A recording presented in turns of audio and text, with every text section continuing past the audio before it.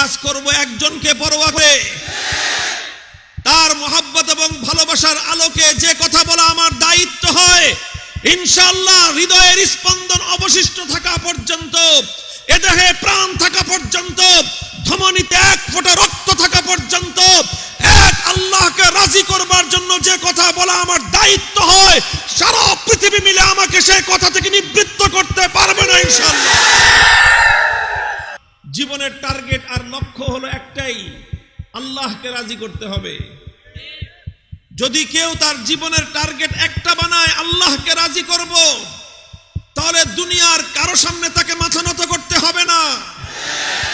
যদি কেউ জিন্দেগির এক টার্গেট বানায় যে আল্লাহকে রাজি করব, আল্লাহকে খুশি করব, আল্লাহ যে কথা বললে রাজি হয় সেই কথা বলবো, যে কথা বললে আমার আল্লাহ নারাজ হয় সেই কথা আমি কোনোদিন বলবো না।